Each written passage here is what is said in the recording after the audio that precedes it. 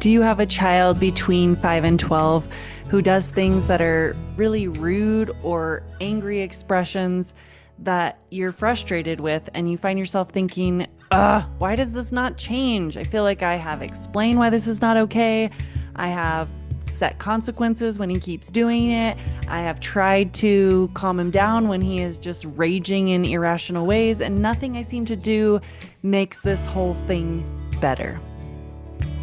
Friend, if this is familiar for you, today is the episode that will help give you strategies to correct what most people get wrong about rude and angry behavior in our kids.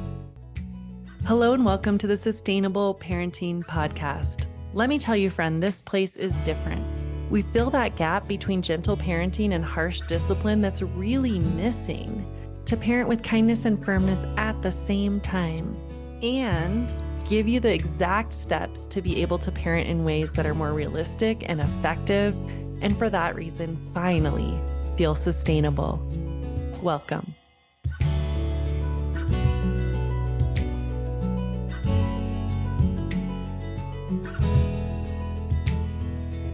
And friend, I can't wait to share with you today the secrets about the red light, green light method, bugs and wishes, and the iceberg of angry behavior. Let's get started. So, friend, there are three main things that people often get wrong about angry, aggressive behavior, and we're going to clear that up today so that you can have better results of behavior actually changing and back to more enjoyment of your child. Because for sure, this takes away our enjoyment. It can even get us in a mental space of saying, I don't like my kid. I think of a client who I'll call Susan, who said to me, I honestly, Flora, I don't like my kid. And I can tell you, I have worked with at least a dozen to 50 parents who have told me, I'm in a space, Flora, where I don't even like my kid. Of course, I love them. But if I'm honest, I'm really so frustrated and angry and defensive. I feel like I'm in an abusive relationship, and I don't deserve that. I don't want to be feeling that way. And absolutely, you do not deserve to be treated rudely. I am a big subscriber to positive discipline and want to make sure that we're parenting ways that are positive parenting strategies, raising confident kids, and kids that are respectful, responsible, and fun to be around. And friend, a big part of positive discipline is that a tenet is it's about respect, respect of ourselves and respect of the child. I think of a client who I'll name Jessica, who I just met with yesterday, and is such a loving, grounded, soulful mama. You know, she's one of those women you just, as you listen to her, you just feel her groundedness.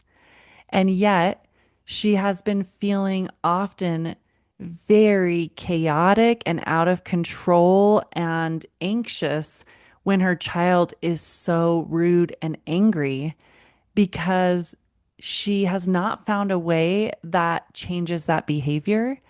And it's very upsetting to her nervous system. It's this conflict she shares between wanting to allow the anger, because in her childhood, anger was not allowed, but also wanting to enjoy her child. And also, there's some amount of like protecting the relationship between dad and the two boys because there's conflict there around the lack of more respectful behavior, and it's dysregulating everyone.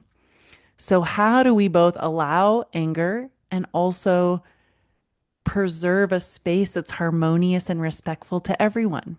There's a saying that boundaries, healthy boundaries, are the distance at which I can love both you and me at the same time. So that's what this is about, right? This is why it's an important positive parenting strategy to be able to hold healthy boundaries when our kids are angry. And here's what I want you to think about. I want you to think of the tenet that comes from How to Talk So Kids Will Listen and Listen So Kids Will Talk, that all feelings are allowed, but certain actions must be limited. That's what I was just going into with Jessica yesterday in our session. is that's the clarity. This conflict she was having, there doesn't need to be conflict. You can do both at the same time. Doesn't have to be a but. It's a I can allow you to feel your feelings and I can hold boundaries that you won't express them rudely to me. What does that look like? That in How to Talk So Kids Will Listen, Listen So Kids Will Talk, the book says all feelings are allowed. Certain actions must be limited. And as I talked this through with Jessica yesterday, I saw her take a deep breath and just, she said with her words, then with a sigh of relief, oh, that's what I've been missing.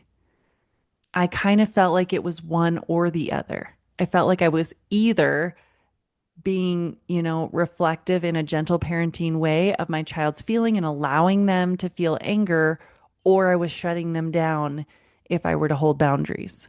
I said, no, we can do both. We can allow and support feelings and hold boundaries. And something I want to mention here, if you want to follow up more on this idea, is to check out episode 84, which was titled Tell Your Kids Where They Can Hit, Scratch, or Scream, which was this wonderful development that we went into with another client of mine, I'll name Carrie, who that was the game changer to be able to say to her child, you are allowed to scream and scratch. If you need to do that, go in your bedroom. You can scratch your stuffies, you can scream into your pillow. And so more elaboration on that and what that looks like is in episode 84. Side note, I recently did a workshop on this topic, and if you'd like to purchase the replay of the full curriculum, you can do so. It was a 30-minute education and 30-minute question answer time from real parents live with me. You can do so at sustainableparenting.com/workshop. That's also a place where you can find the next upcoming workshops where you could be live with me, learning and asking questions. But for today, friend, I want to talk about what we're mostly getting wrong with rude, aggressive behavior. The first thing that I see many parents get wrong is seeing it as intentional meanness. I will have parents that come to me, and because this has become a pattern of behavior, and because they're starting to get in a mindset of almost just not liking their kid because of how it triggers their own buttons, they can start believing titles like he's just mean, he just likes to bully, or he's a bully. I have heard parents call their child those names, not even realizing that they're name calling. And this is an important shift in a mindset. I know you may say, I know I don't think he's a bully, but it's just something that comes out. No, the words we use are indications of the beliefs we're holding, and the beliefs we're holding impact the ways we behave. So if we see that our child is, their behavior is about them being mean or a bully, we are not going to be responding as effectively. Instead, I want us to be wise parents that know that the actions of rude and aggressive behavior are really instead typically about lagging skills or unsolved problems. Lagging skills of how to more maturely express their emotion and manage their emotions, or unsolved problems of things where we're not having routines cleared up, we're not being clear about what's expected of them. So, of course, we're seeing this like anger and rudeness because they're not in the know and we haven't solved the problem of having more clarity of what's expected. So we need to shift from thinking that they're just rude or mean or a bully. And it's like if I could draw for you a picture of an iceberg, we'd see that that behavior is just on the tip, and underneath the surface is either a lagging skill or an unmet need or an unsolved problem.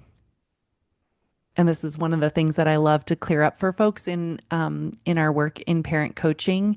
And so we can get into those nuances if you're looking for someone to help you personally, unpack that and figure out what your child's unmet need or lagging skills are. Absolutely remember, you can always go to the bottom of the show description and click the link there for us to have a free clarity call. But let's move on. The second and third things I want you to know that most parents get wrong about rude, aggressive behavior are this. Number two, forgetting to teach a replacement.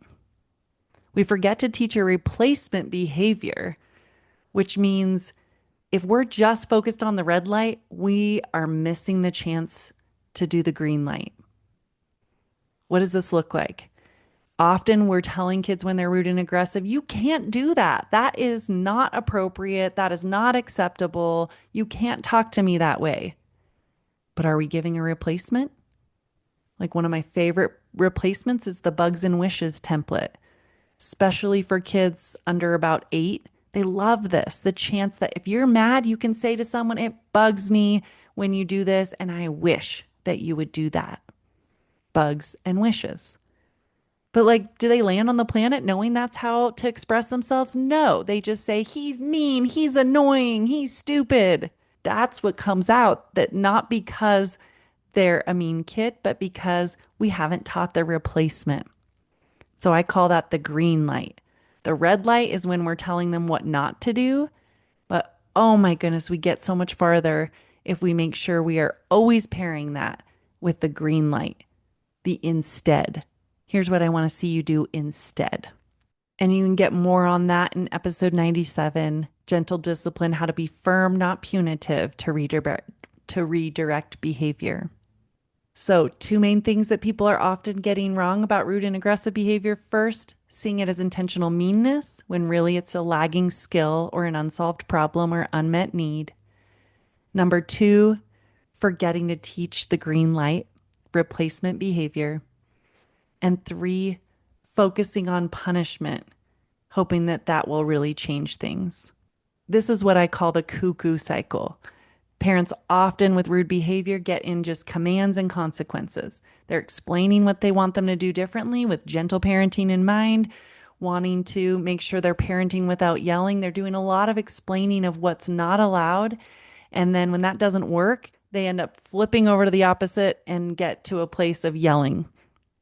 And if we want to do parenting without yelling, it's important to shift from the cuckoo cycle of just commands and consequences being threatened to what I call the CEO steps. So much more effective, so much more connected and fun and playful. As a mom this morning that I just had a clarity call with said, it's like I find that I'm just throwing out these consequences as my first way to respond when they don't listen, and then it's like I'm doing that all the time, and there's no joy in my time with my kid. And so I don't know what else to do. I'm trying to hold better boundaries, suffer with a purpose, as you talk about, Flora, but I think I'm missing something. And I said, you are, my friend. What's missing is you're still stuck in the cuckoo cycle, commands, consequences. That's why I call it cuckoo, commands, consequences, the beginning letters. And instead, we want to elaborate your tool belt with CEO. And I do that in my 3-month program that is just starting the new cohort in August. So be sure to reach out to us if you'd like to be on that wait list. And there's a link in the show notes as well. So we don't want to just focus on punishments. We want to have more tools in the tool belt. Things that are involving connection, things that are involving ways to encourage cooperation with playfulness. And there are many other episodes where we have dug into those topics as well.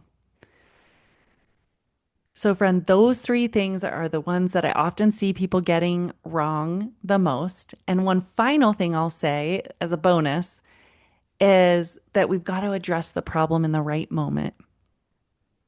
And many parents tell me what they get wrong is trying to change behavior in the angry, expressive moment, trying to control it when the child has flipped their lid and are in an emotional place where they're not able to respond to much reasoning.